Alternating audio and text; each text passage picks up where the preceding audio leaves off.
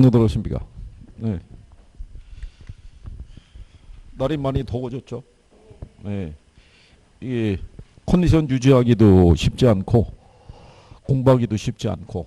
네. 근데 뭐 날이 더우나마나 뭐 공부를 계속 꾸준히 했어야 그것도 영향을 받는데 그냥 날만 더운 거죠. 날만. 네. 자, 오늘은 125페이지 투자 분석 기법 하실 차례인가요? 맞나요? 네. 자.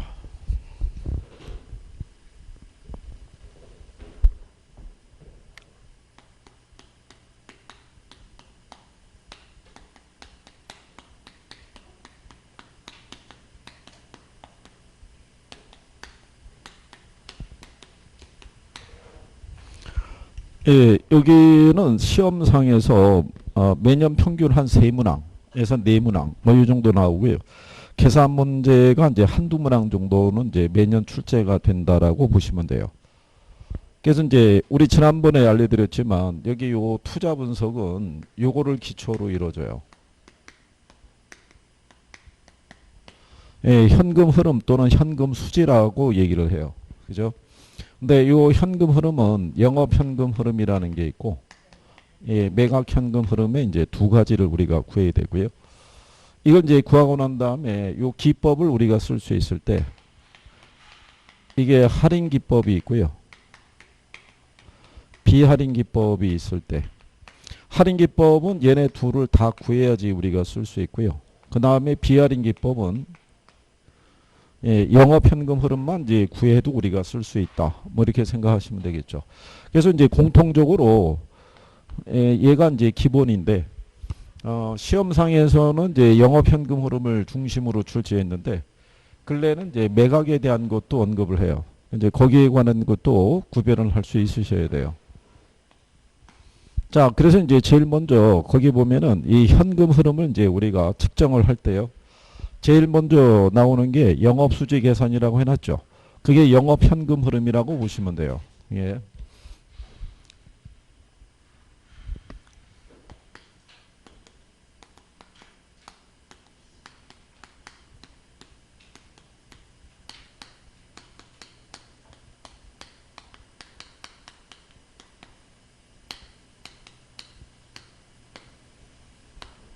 자, 우리가 이제 영업수지를 우리가 측정 또는 계산을 한다고 그랬을 때요.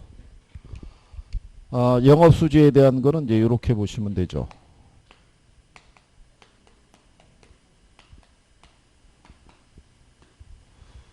예, 그러면은 요거 5가지를 따드린 이유가 뭐냐면 이게 영업 현금 흐름이에요. 이 5가지가. 그래서 이제 우리가 가해순전후라고 해준 거고. 그래서 여기 나오는 이제 가능 총소득이 있을 때요. 가능 총소득의 의미는 뭐냐면 우리가 여기 만약에 투자 부동산이 있을 때요. 투자 부동산에 룸이 20개가 있다라고 봤을 때 얘가 연 만약에 500만 원씩에 대한 임대료를 받을 수 있다 그러면은 이 부동산에서 연간 벌어들일 수 있는 최대한의 임대 수익이 있죠. 20에다가 500 곱하면 되겠죠. 그럼 1억 나오겠죠. 예, 그게 가능 총소득이에요. 그러니까 1년간 벌어들일 수 있는 최대한의 임대 수익이라고 생각하시면 돼요. 그러니까 뭐가 전혀 없는 상태냐면 공실이 전혀 없는 상태예요. 100% 점유가 됐을 때 벌어들일 수 있는 이제 연간 최대한의 임대 수익 가능 총소득이고요. 근데 이제 현실적으로 보게 되면 공실이 발생한다라고 가정하는 거죠. 예, 그래서 이제 여기서 우리가 빼주는 게 예, 요렇게 해서 이제 우리가 빼주게 돼 있어요. 그래서 이제 요거를 대입하게 되면 순서가 우리가 이제 구별을 할 수 있죠. 그래서 공이라는 게 예, 공실 및 불량부채 있죠. 예, 이걸 얘기하죠. 그래서 평균적으로 이 공실에 대한 거를 계산할 때는 한 5%, 5%씩 줘요. 그러니까 불량부채는 뭐냐면 임차자들이 임대료를 제때 안 냈을 때 발생하는 손실이라고 생각하시면 돼요. 그래서 계산에서는 여러분들에게 통상 5에서 10% 정도 뭐 이런 정도 준다고 보시면 되겠고 그 다음에 이제 플러스 하는 게 뭐가 있냐면 이게 기타 수입이라고 있어요. 기타 수입의 또 다른 표현을 우리가 영업의 수입이라고 그래요. 그러니까 미국 애들 같으면은 이 건물 지하에 코인식 세탁룸이 있죠. 이런 거 설치해서 운영해서 발생하는 수입이나 아니면 뭐 주차장이나 뭐 자판기 운영해서 발생하는 수입을 얘기를 해요. 이것도 시험상에서 인용이 돼서 나온 적이 있어요. 요게. 그 다음에 이제 나오는 게 유효 총소득이죠. 그래서 여러분 시험에 뭐가 나왔냐면요. 요 유효 총소득이 있죠. 예, 얘를 구하기 위해서 필요한 게 뭐냐, 항목이. 그래서 등장한 게 임대 수입, 그 다음에 영업의 수입. 요거 두 가지를 답으로 줬어요. 두 가지를. 그래서 이제 유효 총소득이 나온 다음에요. 그 다음에 이제 이 경이라는 게 뭐냐면 이게 영업경비 얘기예요. 그러면 여기 있는 세 번째 글자를 따준 이유는 여기 소가 있잖아요. 이게 영업소득세예요. 예, 그래서 앞에 두 글자가 같기 때문에 세 번째 글자를 땄다라고 보시면 돼요. 이 경비 항목을 구별할 수 있으셔야 돼요. 그죠? 경비 안에 가게 되면 포함해야 되는 게 있고 포함되지 않는 것이 있죠. 예, 그거를 이제 구별할 수 있으셔야 돼요. 시험상에서 예, 이거를 또 물어봐요. 특히 이거 어디서도 물어보냐면 우리 간평에 가게 되면 이 수익환원법이라고 있어요. 거기서 수익가액 구할 때 이 포함되는 경비 항목을 거기서 인용을 해주기 때문에 예, 구별할 수 있어야 돼요. 그래서 포함되는 게 있고 포함되지 않는 게 있을 때 거기 126페이지 상단에 가면 포함되는 게 있고 포함되지 않는 것을 구별해 놨죠. 예, 그래서 기본적으로 우리가 이제 그때 이렇게 해드렸어요. 이런 식으로. 그죠? 그래서 공실 및 불량부채. 그죠? 예, 그 다음에 부채 서비스액, 영업소득세, 그 다음에 감가상각비, 그 다음에 소유자 급여, 그 다음에 개인적인 업무비. 이렇게 해가지고, 예, 요거는 포함되지 않는다는 거를, 예, 구별하시면 되겠고요.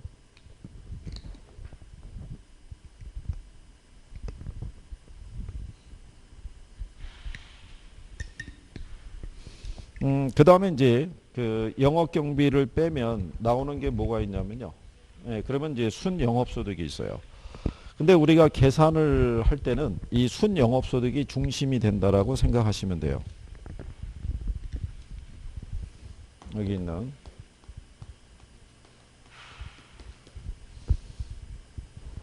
얘를 기초로 해서 이제 계산식을 유도하는 내용이 많이 있는데요. 예, 그건 이제 좀 이따 이제 확인해 보시면 아시겠고. 그 다음에 여기 있는 부채 서비스액이라고 있어요. 부채 서비스액의 의미가 뭐겠어요? 이거. 예. 융자를 받았을 때 갚아 나가야 되는 원금하고 예, 이자를 우리가 얘기한 거예요. 이것만 따로 시험에 나온 적도 있어요. 예, 그래서 이자 부분을 제외한 원금 상환분을 얘기한다 그러면 틀리는 거고요. 그죠? 그래서 이제 부채 서비스액의 의미는 이게 만약에 10억짜리인데 6억은 융자를 받은 거예요. 이자율 5%, 예, 기간 10년 이런 식으로 4억만 내 지분으로 투자했다. 이런 가정이라고 그랬을 때 갚아나가야 되는 이제 원리금 얘기하고요. 그런데 이제 여기서 이 발생하는 이 가능 총소득이 있죠. 그 다음에 유효 총소득이 있고 순영업 소득이 있잖아요. 요거 세 가지는 내 지분을 투자해서 발생한 수익이 아니라 이거하고 이걸 두 개 합한, 그죠? 총 투자액 있죠. 여기에 의해서 발생한 현금 흐름이라고 보시면 되겠고, 그러면 이제 이게 나온 순영업소득을 가지고 부채 서비스액이라는 거는 빌렸을 때 갚아나가야 되는 원금과 이자죠. 그러니까 은행하고 나하고 나눠갖는 거예요. 그래서 여기 있는 세전현금 수지라고 있죠. 예, 여기서부터는 지분 투자자의 몫으로 들어오는 거예요. 여기서부터는. 그래서 영업소득세를 공제하고 나면은 이제 뭐가 나오냐면 세후현금 수지가 나올 때 얘네들은 어디에 대한, 예, 요건 지분 투자액에 대한, 요건 이제 기본적으로 알아두셔야 돼요. 그죠? 그럼 한번 우리가 이제 이거 어떻게 계산을 하게 되냐면요. 옆에 127페이지 있죠. 127페이지 상단에 가면 예제 나와 있죠. 예, 그래서 호당 임대료부터 쭉 나와 있잖아요. 그죠? 그러면 처음에 우리가 가능 총소득을 계산해 보죠. 예, 가능 총소득은 거기 있는 임대료에다가 임대 단위수 있죠. 얘 곱하면 돼요. 그러면은 600만 원 곱하기 40% 이렇게 해놨죠. 예, 그러면 얼마 나오겠어요? 예, 그럼 2억 4천만 원이 나오죠. 그죠? 예. 여기에서 그 우리가 뭐를 빼야 되냐면 공실 빼야겠죠. 근데 공실률 몇 프로 줘요? 예, 그럼 2억 4천에 10%면 얼마겠어요? 그러면은 이제 기타 수입이 없다라는 가정이니까요. 유효 총소득이 2억 1,600만 원 나오겠죠. 예. 거기에서 이제 우리가 뭐를 빼야 되냐면 운영 경비 있죠. 비용. 비용이 얼마냐면 1,600. 그러면 순영업소득이 2억 이렇게 나오겠죠. 예. 여기서 이제 부채 서비스액이 원금하고 이자라고 그랬죠. 그러니까 원리금 상환액이 얼마예요? 원리금 상환액이 9천이죠. 예. 그러니까 9천을 빼면은 나오는 게 세전이죠.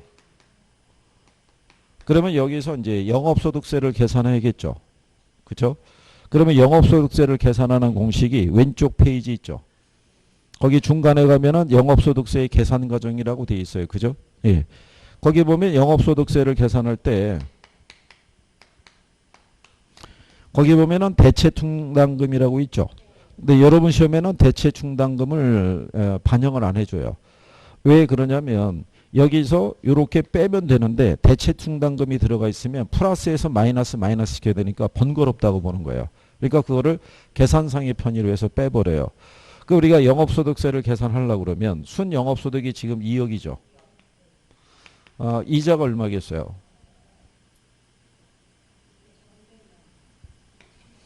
이자가 2천이겠죠. 예. 그리고 감가상각비가 1,000이죠. 예. 그러면 요거를 공제하고 되면은 나오는 게 이제 과세 대상 소득이에요. 그러면 2억에서 3천 빼면은 남는 게 1억 7천이죠. 여기에다가 세율을 곱하는 거죠. 세율이 30%죠. 예. 그러면 1억 7천에 대한 30% 있죠. 예. 얘를 적용하게 되면 세금이 얼마 나온다? 그러면 5,100만 원 나오죠. 그러면 여기서 5,100을 빼주는 거죠. 그러면은 세후가 5,900만 원 이렇게 나오겠죠. 예, 이런 식으로 구하는 논리예요. 그런데 이거를 순영업소득을 기준으로 계산해도 되고요. 옆에 보면은 이거 기준으로 돼 있죠. 세전으로.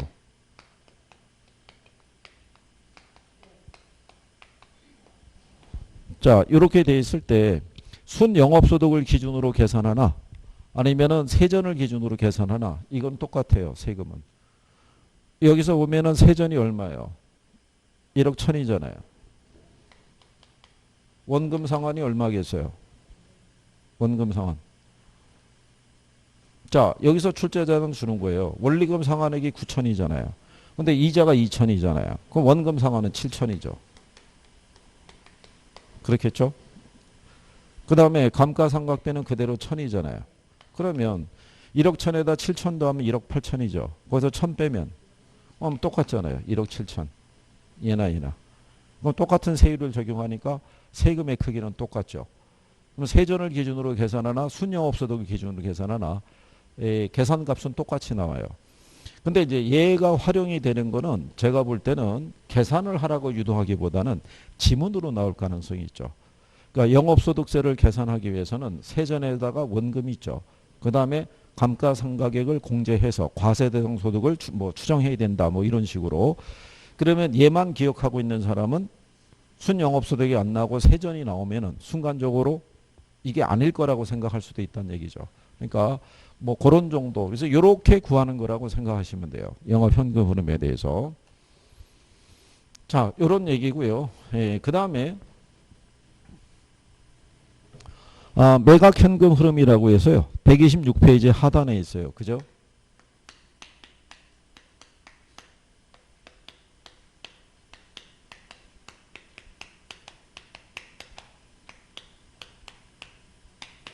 이게 매각현금 흐름이라고도 얘기를 하고요. 지분복귀액이라고도 얘기를 해요. 그리고 왜 지분복귀액의 계산이라고 얘기하냐면 자, 우리 애초에 여기 10억짜리 부동산 매입했죠. 근데 내 들어간 지분이 4억이었잖아요. 근데 나중에 얘를 팔죠. 통상은 5년 후에 처분한다는 계산이에요. 그리고 5년 사이에 무슨 변화가 있냐면은 지분의 변화가 있을 수 있다는 거예요. 일단은 10억에 샀는데 나중에 팔 때 12억에 팔았다고 가정해 보세요. 그럼 남는 차익이 2억이 있죠. 그럼 2억을 내가 융자를 받은 거는 농협에서 융자 받았어요. 그럼 부동산 가격 상승에 따른 차익을 농협이 가져가겠어요? 지분 투자자 가져가겠어요? 예, 그러니까 그것도 계산해야 돼요. 그 다음에 나는 이거 융자를 받고 난 다음에 원리금 상환했죠. 그럼 이자는 경비로 공제되더라도 원금은 상환한 것만큼 내 지분이 늘어나는 거예요. 그러니까 그거를 이제 계산할 수 있느냐 이런 얘기예요. 자, 그랬을 때 얘네 우리가 현금 흐름은 지난번에 이렇게 해드렸어요.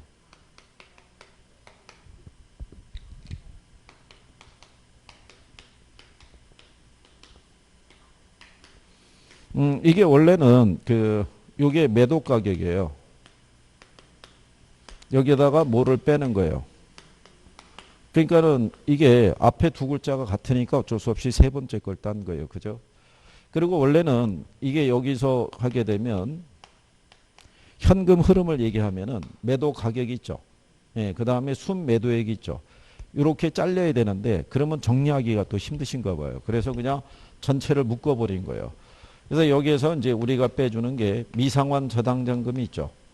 그러면 미상환 저당장금의 의미는 내가 융자를 10년의 기간으로 빌렸는데 이게 통상 5년 후에 처분한다는 계산이에요. 5년 동안은 원리금 상환하고 남아있는 잔액이 있을 거 아니에요. 그러니까 이제 그거를 공제를 해줘야 돼요. 그러고 나면은 뭐가 나오냐면 세전 지분 복귀. 여기서 빼주는 게 자본이득세예요. 자본이득세의 또 다른 표현이 양도소득세예요. 얘 빼주면은 나오는 게 뭐 세후 지분 복귀.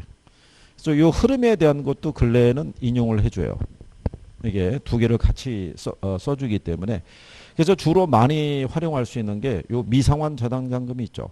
예, 요 과정에 대해서만 조금 나중에 이게 섞일 때 착각을 하지 않는 게 중요해요. 세전 다음에 영업소득세인데 자본이득세잖아요. 예, 밖에서 들어오거나 이런 거는 좀 유념하실 필요가 있어요. 그죠? 그래서 요거를 다 이제 구해야 돼요. 그죠? 구해 놓고 난 다음에 옆 페이지에 가면 부동산 투자 분석 기법이라고 있죠. 127페이지 문제 밑에 가면 예, 그 투자 분석 기법을 우리가 봤을 때요.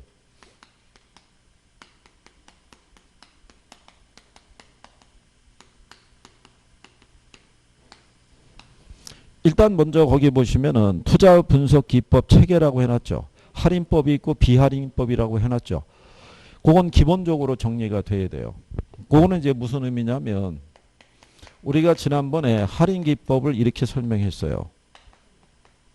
이렇게. 요 제목을 알아두는 게 중요해요. 여러분들에게 간단하게 이것만 갖고도 답으로 유도해요. 이것만 갖고. 그래서 여기 있는 요 순위 순현가법 또는 수익성 지수법 또는 내부 수익률법 네, 여기까지는 이게 할인연금 수지 분석법에 들어가고요. 얘는 회수기간법에 들어가는 거예요. 그래서 현가 회수기간법 이 중에 답으로 별도로 나왔던 애는 예.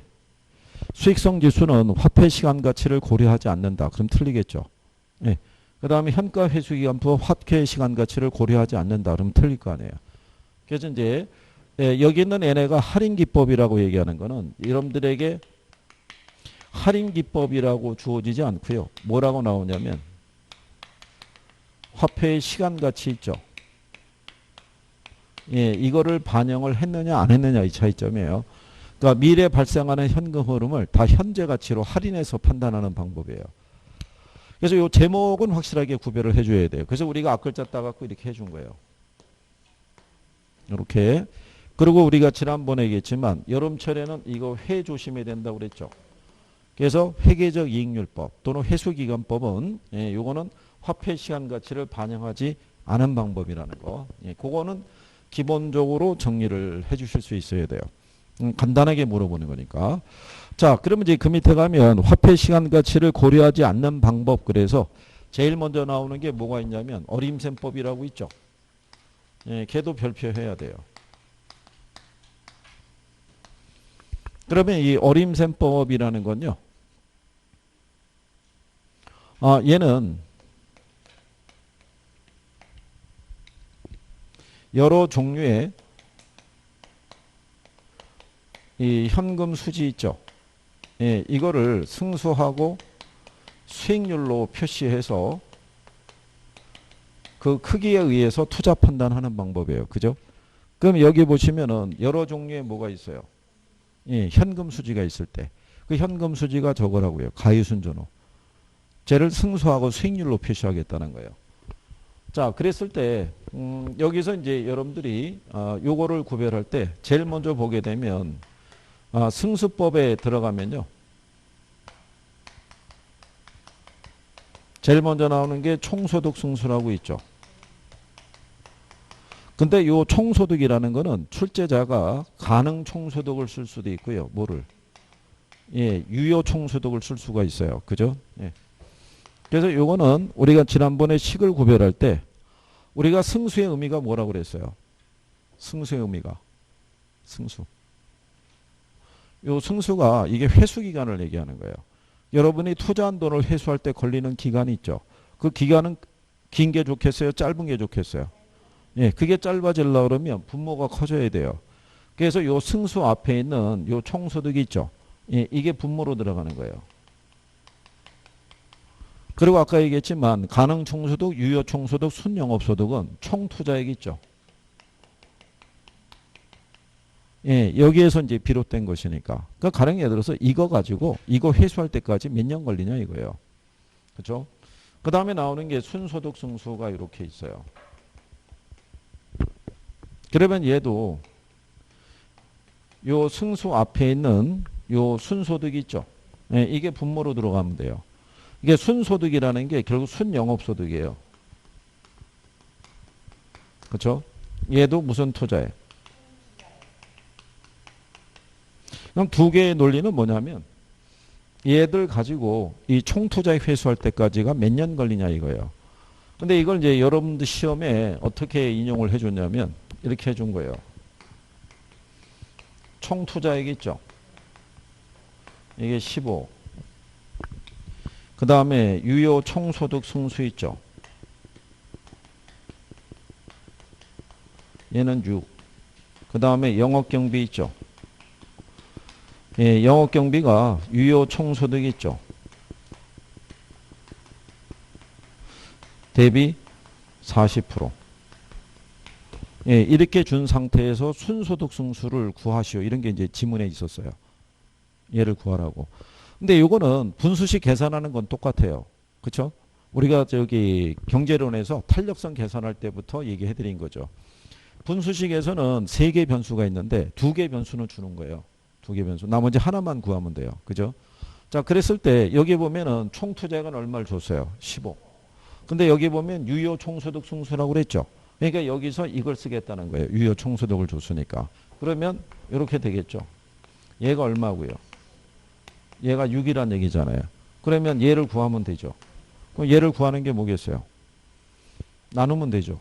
예, 우리가 얘만 이제 계산할 때 곱해서 올라가면 되고 반대는 다 나누면 된다 그랬어요. 그러면 15억을 6으로 나누죠. 예, 그러면 2억 5천 나와요. 2억 5천. 그럼 총소득이 2억 5천이잖아요. 그 다음에 경비를 빼야 되겠죠. 근데 경비가 유효 총소득 대비 40%라는 거예요. 그러면 2억 5천에 40%면 1억이라고요. 그러면 순영업소득이 얼마? 예, 1억 5천 나오는 거예요. 그죠? 그러면은 총 투자액이 15억이죠. 예, 그 다음에 얘가 1억 5천이죠. 그럼 얘가 얼마겠어요? 10 나오겠죠. 그러면 그 얘기는 여기서 벌어들이는 1억 5천을 가지고 몇 년 걸리면, 10년 걸리면 이 15억을 회수할 수 있다는 얘기예요. 그죠?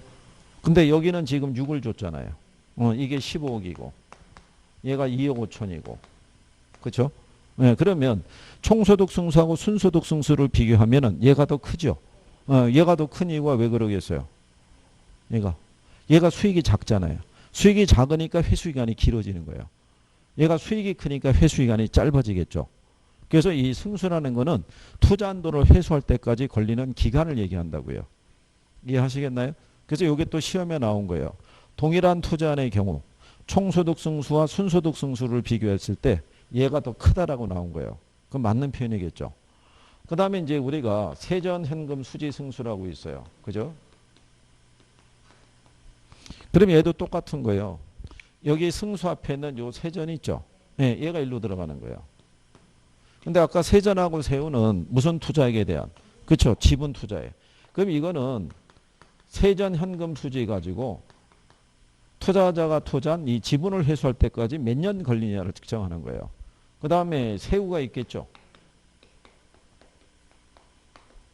그러면 얘도 요 승수 앞에 있는 요 세후 있죠. 이게 분모로 가는 거죠. 그럼 얘네는 무슨 투자액? 지분 투자액이죠. 그러면 그냥 세전 현금 수지 승수가 있고 세후가 있다 그러면 어느 게 더 크겠어요? 세후가 크겠죠. 얘가 수익이 작으니까. 그래서 그게 여러분 시험에 이걸 답으로 준 거예요. 세전하고 세후가 있을 때 동일한 투자의 경우에 여기 있는 세전이 더 크다라고 준 거예요. 그럼 틀리겠죠.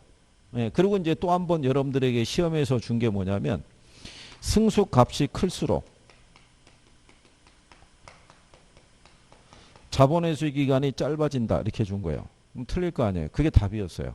그러니까 결론적으로는 뭐를 알면 되는 거예요. 승수의 의미를 알면 되는 거예요. 그러면 풀 수 있는 거예요. 그러니까 복잡하게 안 준다고요. 그러니까 제가 여기서 바라는 거는 이렇게 계산을 해가지고 얘를 구하시오하는 거 그 계산 문제를 풀어달라는 게 아니라 승수의 의미를 이해해달라는 거예요. 그죠? 예. 그리고 통상 이 순영업소득 있죠. 예, 얘는 총 투자액에 그러니까 얘에서 10배 있죠. 예, 그러니까 거기 한 10분의 1 정도로 줘요. 맞춰서. 예, 그래서 자 그러면 이 승수법하고 역수관계에 있는 게 뭐예요? 예, 수익률법인데 이 중에서는 뭐 기억하시면 되냐면 얘를 중심으로 종합자본 환원율이라고 있어요. 그죠?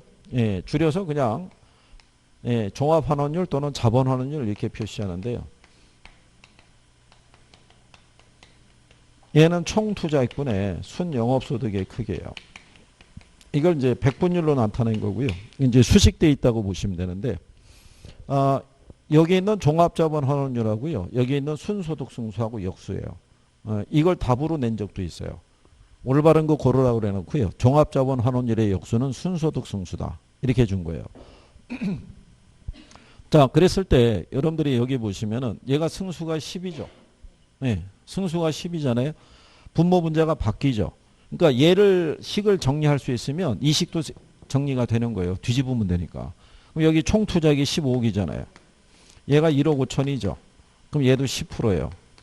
그러니까 한쪽이 10이면 나머지도 10이 되는 거예요. 그러니까 10일 때만 가능한 거예요. 무슨 말인지 아시겠죠? 그러니까 한쪽이 10인데 나머지가 10이 아닌 숫자가 나오면 걔가 답인 거예요. 그건 출제자가 계산을 다 하라고 유도한 건 아닌 거예요. 그죠? 자, 그럴 때 만약에 여기 있는 순영업소득이 있죠. 얘가 3억이에요. 그죠? 그러면 이게 커졌잖아요. 커지면 순소득 승수의 크기가 어떻게 되겠어요? 작아진다고요. 수익이 커질수록 자본의 시간이 짧아질 거 아니에요. 무슨 말인지 아시겠나요? 지금은 15억에 대한 1억 5천이니까 이게 10%죠. 근데 15억에 대한 3억이니까 얘가 20%잖아요. 그러면 뒤집으면은 이렇게 될 거 아니에요. 얘가 3억이고 얘가 15억이잖아요. 그럼 얘가 5 나올 거 아니에요. 그러면 자본의 시간이 짧아지죠. 무슨 말인지 아시겠나요? 그러니까 종합자본 환원이 커지면 승수의 값은 작아지게 돼 있는 거예요. 둘이 서로 무슨 관계니까? 예, 역수 관계니까. 그래서 이제 그거까지 여러분들이 기억할 수 있으시면 돼요. 이해하시겠어요? 얘하고의 관계. 예? 계산까지는 뭐 바라진 않지만 그래도 이 승수의 의미 정도는 알아두시는 게 필요할 거예요. 그죠? 그 다음에 여기 세전 현금 수지 승수하고의 역수 있죠. 예, 그걸 우리가 지분 배당률이라고 그래요. 말 그대로 세전서부터는 지분에 대한 대가잖아요. 그래서 이걸 다른 말로 세전 수익률이라고도 얘기를 해요. 그러니까 얘 식이 생각이 안 나면 얘를 먼저 떠올리시면 돼요. 세전 현금 수지 승수니까 승수 앞에 있는 애가 분모로 가잖아요. 그죠? 그리고 얘는 지분 투자액에 대한 이 부분을 얘기를 하는 거니까 뒤집으면 되죠. 그럼 여기가 무슨 투자액? 여기가 세전. 이렇게 나가겠죠. 계산을 할 때는 여기까지 활용을 해요. 예, 여기까지. 그러니까 뭐 세후 수익률을 우리가 얘기하면 얘하고 역수가 세후잖아요. 그러니까 세후 수익률에 대한 거는 여기가 지분이고 여기가 세후 들어오겠죠. 이런 식으로. 그래서 이제 포인트는 승수에 두고 예, 수익률에서는 종합자본 환원율이 있죠. 예, 그렇게 해서 그래서 이제 그런 내용을 예, 여러분들이 구별을 좀 하실 수 있는 게 필요하죠.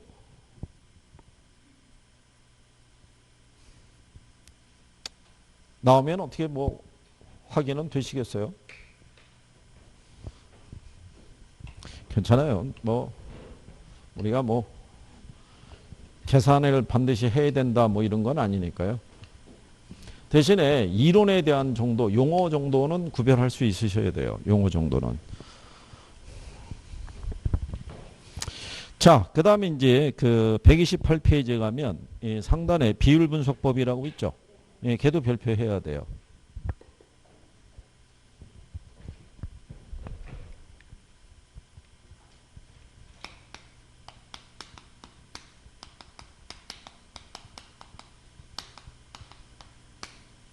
이게 이제 여러분 시험에는 시험상에서 뭐 이렇게도 출제를 해줘요.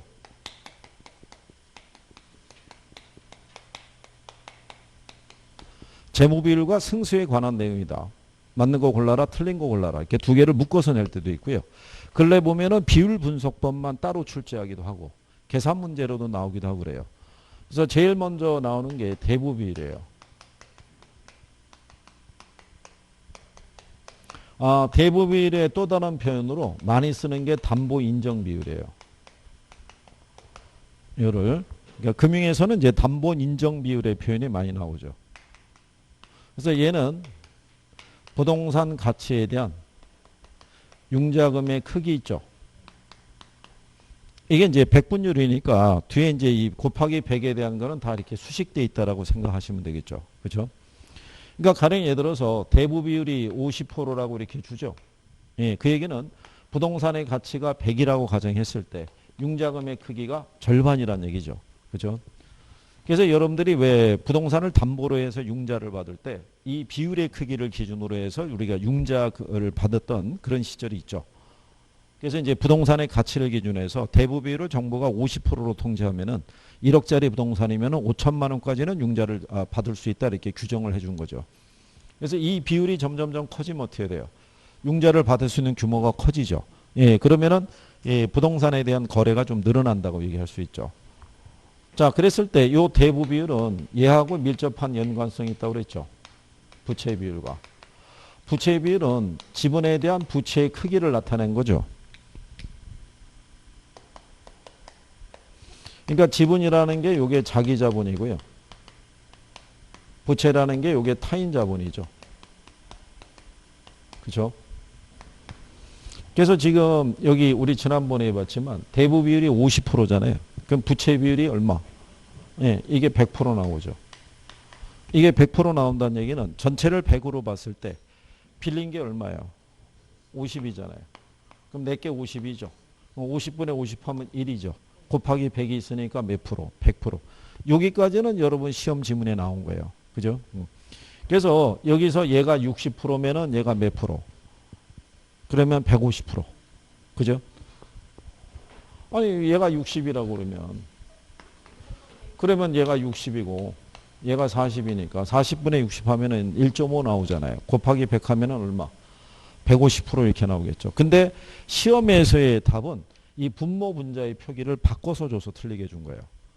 우리가 분수식에서는 이 분모부터 읽고 올라가죠. 그러니까 지분에 대한 부채의 크기를 이렇게 나가야 되는데 부채에 대한 지분의 크기 이렇게 준 거예요.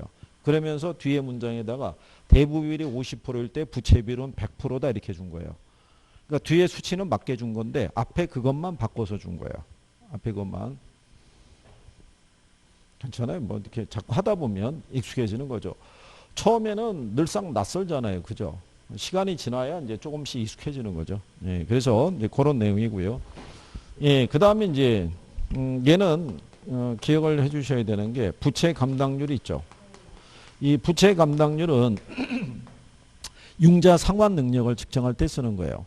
주로 이 상가 같은 수익성 부동산이 있죠. 예, 대출 규모를 결정할 때 얘가 큰 역할을 하는 거예요. 그래서 부채 감당률은요, 보시면은 부채 서비스액분에 뭐가 되겠어요? 예, 순영업소득이 되죠.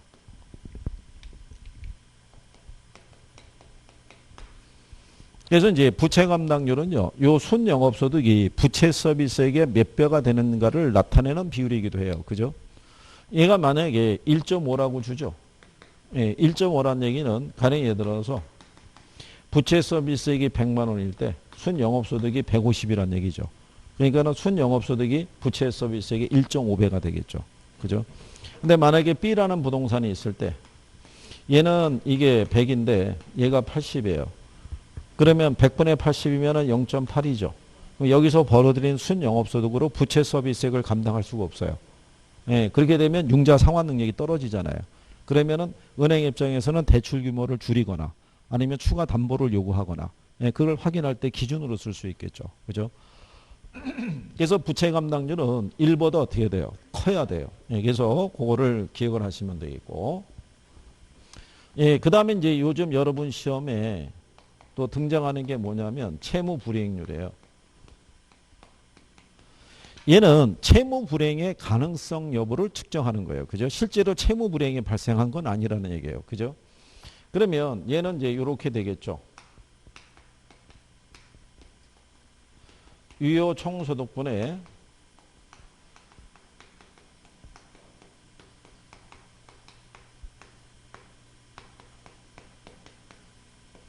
결론은 이건 뭐 얘기하는 거냐면 총수익하고 총비용이 있죠. 크기를 이제 비교하는 거예요. 그래서 총수익과 총비용의 크기가 같으면 1이겠죠. 예. 총수익보다도 비용이 커지면 1보다 크겠고요. 반대는 1보다 작을 거 아니에요. 그러니까 우리가 채무 불이행의 가능성은 큰 게 좋다, 작은 게 좋다. 예. 그래서 1보다 어떻게 돼요? 작아야 된다라고 얘기하는 거예요. 그래서 이제 요 내용에 대한 거를, 예, 구별할 수 있으셔야겠고요. 그 다음에 이제 그 밑에 가면 영업경비 비율이라고 있죠. 예, 영업경비 비율이라는 것도 총소득에서 영업경비에 차지하는 비율이 어떻게 돼요? 작을수록, 예, 생산성이 좋다라고 얘기를 하죠. 그렇죠? 이거를 여러분 시험에서 계산하는 것도 있죠. 예, 그게 시험에서 작년에 나온 거예요. 비율 분석법을 통해서, 예, 틀린 거 고르라고. 예, 그래가지고 얘네가 다 떨어지고 다 나오고 마지막에 틀린 거로 준 게 뭐냐면 영업경비 비율 준 거예요. 영업경비 비율. 그래서 나중에 이제 우리가 다음 달 되면은 문제풀이 하겠죠. 그럼 이제 문제로 한번 쭉 이제 한번 풀어보시게 될 거예요. 근데 한번 이렇게 접해보시면은 요런 식으로 대입하는구나. 근데 만약에 출제자들이 이거를 다 집어넣고 계산하라고 그러죠. 예, 그러면은 시간이 어떻게 돼요? 많이 걸리죠. 그럴 때는 대부분의 답이 5번 내지는 4번에 있어요. 그러니까 시간을 뺏는 거예요. 앞에서부터 계산하고 내려올 때. 그러니까 그럴 때는 거꾸로 역순으로 대입해 보는 것도 하나의 방법인데, 근데 그게 어쨌든 간에 익숙하지 않으면은 1분의 시간 안에 풀기는 조금 어렵죠. 그렇죠? 그래서 계산 문제는 마지막에 푸는 게 유리할 수 있다. 이런 얘기죠.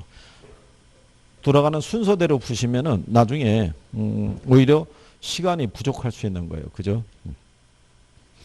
자, 그래서 이제 그런 내용을, 예, 구별하시면 되겠고요. 그리고 이제 그 밑에 가면은 이 어림셈법 또는 비율 분석법의 한계라고 되어 있죠. 예, 그 한계 중에 하나를 설명해 드리면 129페이지 맨 상단에 가면 지분 투자자하고 대출자 간에 요구하는 수익률이 서로 다르기 때문에 측정된 비율만으로는 투자 여부를 판단하기 어려울 수도 있다. 이런 얘기죠. 그게 무슨 얘기냐면 비율 분석법의 가장 큰 단점은 기준이 없다는 거예요. 기준이 없다는 의미는 뭐냐면 일단 부채 감당률은 뭐보다 커야 돼요? 1보다 커야 돼요. 그러면 대출자의 입장에서는 이게 1보다 큰 수치가 나오면 만족하는 거예요. 이걸로 이거 갚을 수 있으니까.